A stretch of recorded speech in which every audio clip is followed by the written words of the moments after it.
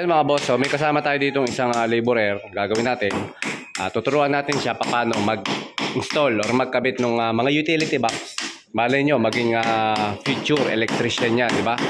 So maganda yung natuturuan natin sila ng maayos. Okay? So bali yan, pinatitik-tik muna natin yung lalagyan ng utility box kasi lutang pa. So kinakailangan kasi nakalubog or pantay yung utility box doon sa ating plastering.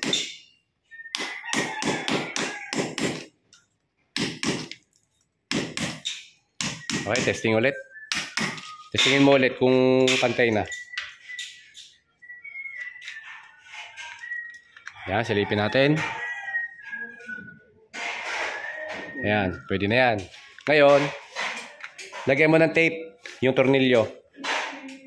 Yan, balutan mo ng tape yung tornilyo para hindi malagyan ng semento.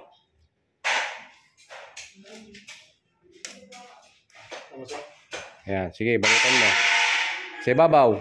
Yan.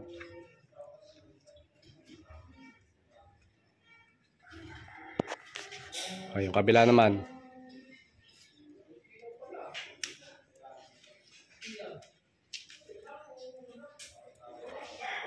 Tapos, kuha ka ng tubig. Basahin mo muna yung butas bago lagyan ng semento. Yan. Basahin ng tubig. Konti lang. Yung sakto lang para... ayos na yan. Tapos, tapalan mo ng semento dito sa magkabilang gilid. Sa magkabilang gilid, tatapalan mo ng semento tsaka doon sa may parting gitna. Medyo lambutan mo yung halo ng konti. Ayan. Konti lang kunin mo, mga 1 kutsara lang. Ayos na yan. Ayan, tapalan yung gilid. So alam nyo mga bossing, napakasarap magturo doon sa mga gustong matuto.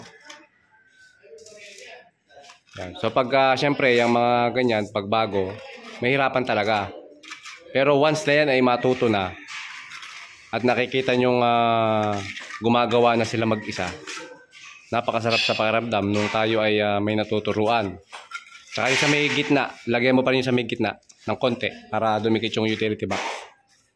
Paltukan mo yung pinakagitna. Yan, nice. Ito pa, dagdagan mo pa ng konti ito. Tsaka yung ilalim.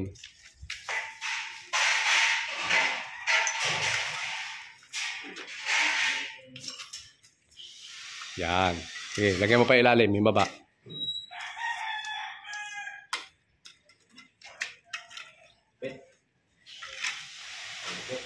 Testing mo ngayon yung utility box kung pwede na.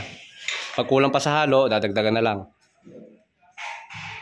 Dagdagan mo pa ng halo, mamaya may uli balik, tanggalin mo ulit. Dagdagan mo ng halo to.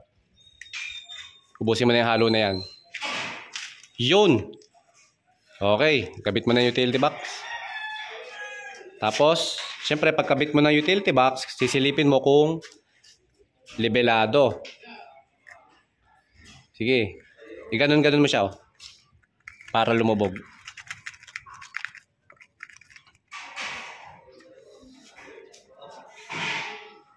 Tapos sisilipin mo kung pantay na.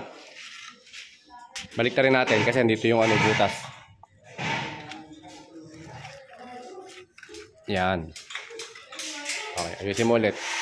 At so yan mga boss, naikabit na niya yung ating utility box. So dyan siya mag-uumpisa ngayon pagpapractice maging electrician.